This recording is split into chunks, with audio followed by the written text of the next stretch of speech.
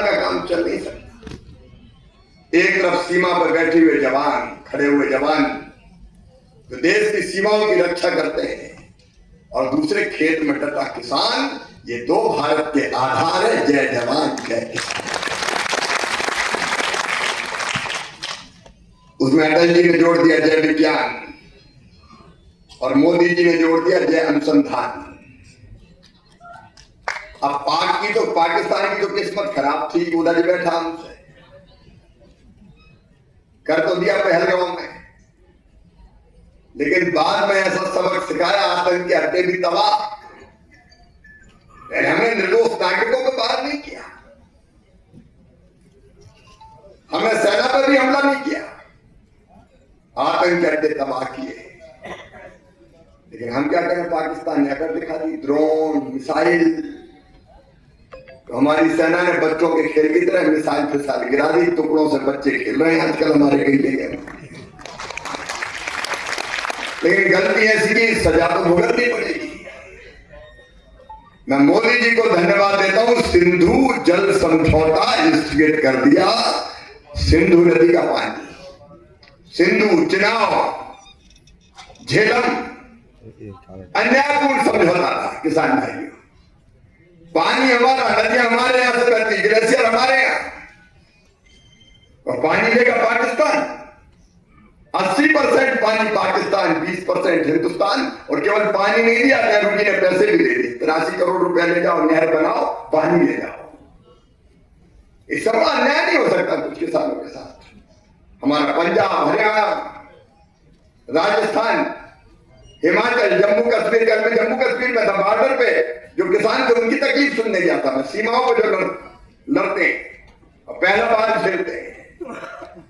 ये सिंधु जल समझौता रद्द करने के लिए, स्थगित करने के लिए प्रधानमंत्री नरेंद्र मोदी जी का मैं अभिनंदन करता हूं, स्वागत करता हूं।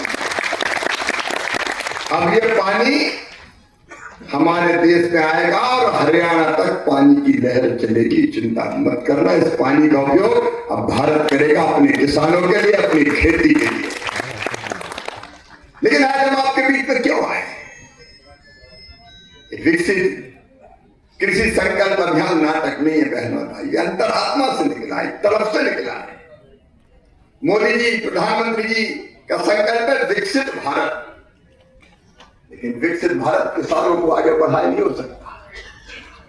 विकसित भारत के लिए विकसित खेती और समृद्ध किसान, उसके बाद विकसित भारत नहीं बन सकता।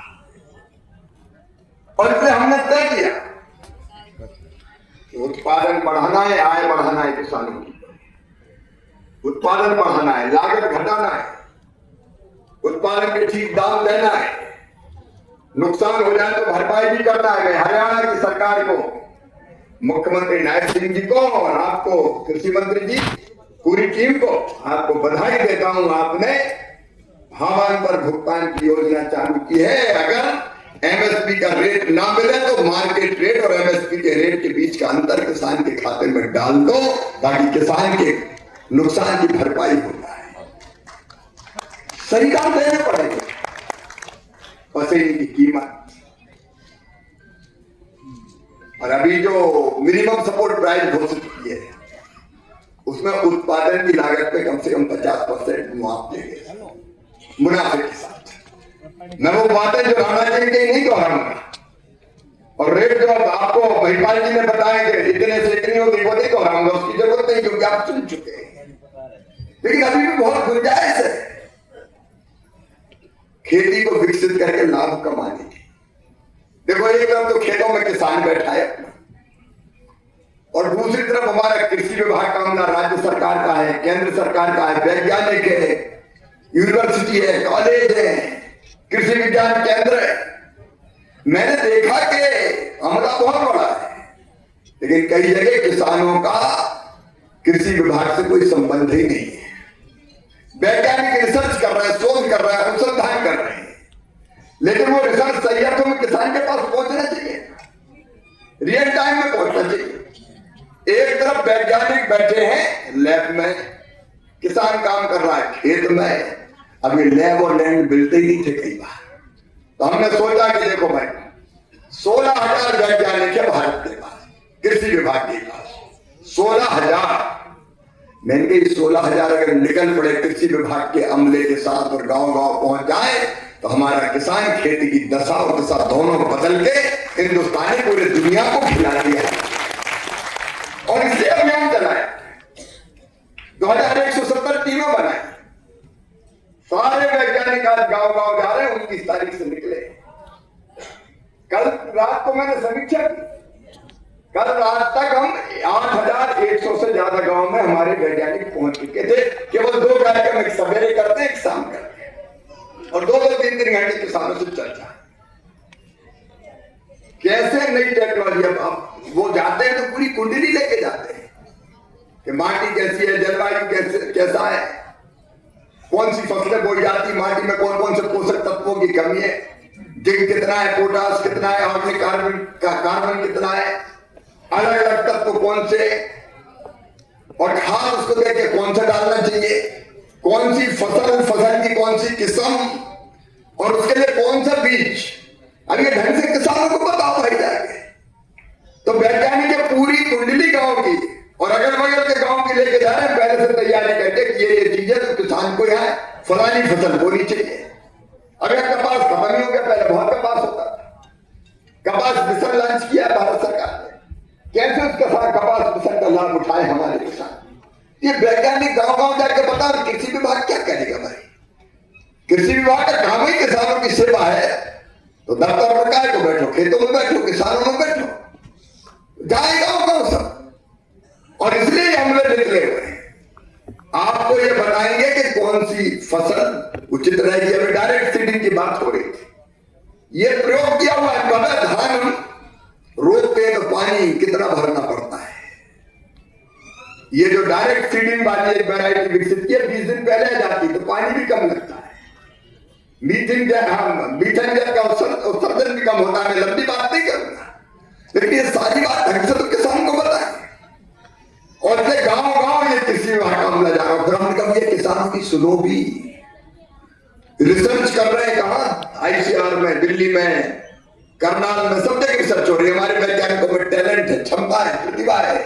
अभी 2 धान की फसलें विकसित की है, कमला एक की है और एक और की है, 2 धान की किस्में, और दोनों धान की किस्मों में भी 30% उत्पादन बढ़ेगा, पानी 20% कम लगे, क्योंकि 20 दिन पहले आ जाएगी तो पानी भी बचेगा और उत्पादन भी बढ़ेगा।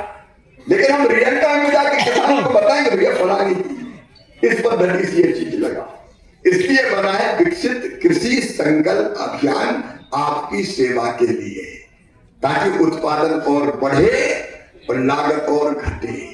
कई बार खाद डाल रहे तो रामलाल ने डाला तो श्यामलाल भी उतने डालेगा, चाहे खेत में मिट्टी में तत्व अलग अलग हो, लेकिन डाल रहा है तो डाल रहे, उसने डाला तो मैं भी इतने डालूंगा।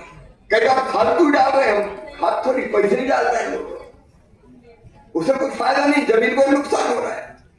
तो वैज्ञानिक बताएंगे भैया तुम्हारी मिट्टी में ये तत्व इतनी खाद डालो, इससे ज्यादा जरूरत नहीं है। जैविक खेती, प्राकृतिक खेती, अगर तुअर की अरहर की बात कर रहे थे अभी कितनी होती थी, अब आजकल तो अरहर खत्म नहीं हो गई, धान में गेहूं ने बाकी फसलों को खत्म ही कर दिया। तो हम अरहर की कौन सी वैरायटी लगाए, कैसे अरहर की खेती बढ़िया करें। और इसलिए मेरे प्रिय भाइयों और बहनों, ये किसान के पास हमारे वैज्ञानिक जा रहे हैं। ये हरियाणा के भी गांव में 55 टीमें जा रही है हमारी, 12 तारीख तक घूमेंगी।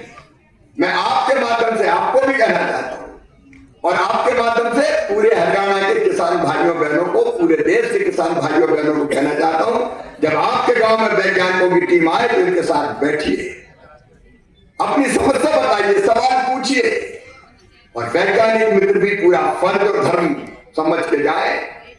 अरे ये काम ईमानदारी से करते तो एक तो देश के लिए जीना है। अगर उत्पादन बढ़ा दिया, मैं कह रहा हूं 1-1 क्विंटल में उत्पादन हमने अगर बढ़ा दिया 1 हेक्टर में, तो 20 मिलियन टन उत्पादन खरीफ की फसल में बढ़ जाएगा। हिंदुस्तान दुनिया के कई देशों को भेज पाएगा। ये हो सकता है, एक क्विंटल बढ़ा के देखो आप। और इसलिए दिल ने कहा मंत्रालय में मत बैठ शिवराज, निकल जा गांव गांव, निकालो पूरे कृषि विभाग को, वैज्ञानिकों को, राणा जी भी निकले, महिपाल जी भी निकले, मंत्री निकले, विधायक निकले, सांसद निकले, वैज्ञानिक निकले, एग्रीकल्चर यूनिवर्सिटी के लोग निकले, कृषि विज्ञान केंद्र निकले, प्रगतिशील किसान निकले। आओ बदल डाले हिंदुस्तान की कृषि की दशा और दिशा, और भारत को फूड बास्केट बना दे पूरी दुनिया का, पूरी दुनिया को खिलाएगा कल भारत। में सब कहता हूँ पूरे विश्वास के साथ, इसलिए आज आपके बीच आना हुआ। बहुत ज्यादा समय हो गया, इसलिए इससे ज्यादा बोलना आपके साथ अन्याय होगा। आइए इन वैज्ञानिक प्रयोगों का लाभ उठाइए। और एक बात अंत तक मुझ पर आप में ज्यादा दूरी नहीं है, जब जरूरत पड़े कृषि मंत्री का तो हम तो आपके ही लिए हैं, आपकी सेवा में हाजिर पाएंगे। पानीपत में आके मन प्रसन्न हो जाता है। पानीपत वालों को मैं एक बार दोनों हाथ जोड़कर शीश झुका के प्रणाम करता हूँ और अपनी बात समाप्त करता हूँ। बोलिए भारत माता की जय जवान, जय जवान, जय जवान। बहुत बहुत धन्यवाद। धन्यवाद माननीय मंत्री जी। और कार्यक्रम के अंत में मैं अनुरोध करूंगा